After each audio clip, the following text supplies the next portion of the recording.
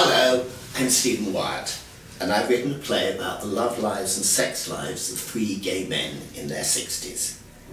It's called Told Look Younger, a phrase some of you may recognise from gay dating sites, as in late 50s but told look younger. That is, of course, if you're not lying about your age completely. Told Look Younger is basically a comedy about sex, love, friendship and growing old. And it's built around three encounters in a restaurant where neither the menu nor the decor are ever the same.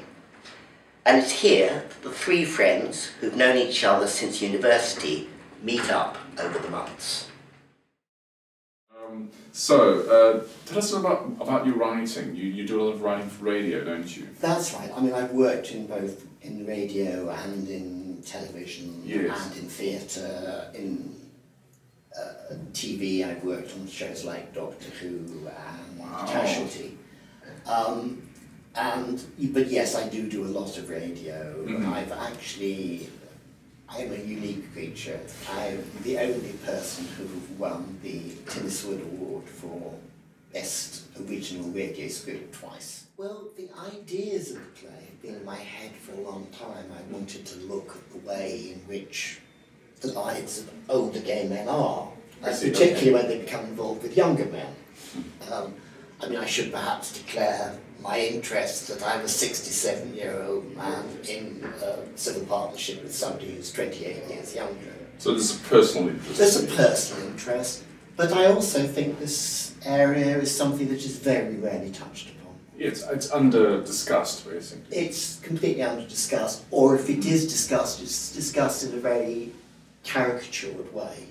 And I was puzzling for quite a few years, really, about how to articulate this idea. Okay.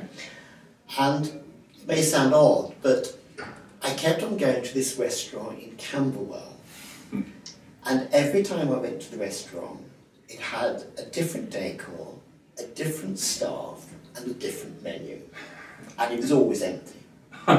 So something in my brain went, that's where I set the play. So the play became about three people meeting in this restaurant, which is never the same. Yes, but they're rooted there. And it helped me to focus the whole play. Okay. Because it could have gone all over the place as a play. Yeah. You know, there were so many different themes, and in a way, you've got to make, as you know, you've got to make decisions about what is important to you in a play. When you're younger, it seems quite easy to make friends and indeed relationships, and as you grow older, I think it becomes harder. And so the people you still know as friends, or the relationships that are going on for a long time, have a lot of work has gone into them, if that makes sense. Of course. And therefore they become more precious in a way. But they potentially require more maintenance as well. Absolutely, a lot more maintenance. I think probably we all get more high maintenance as the older we go. You'd have to ask other people about me, but I think this is probably the case, you know. Of course. So what's interesting then, that it is a play about a bunch of older gay men, but it is also a play that appeals to everyone in the sense of what it means to get older.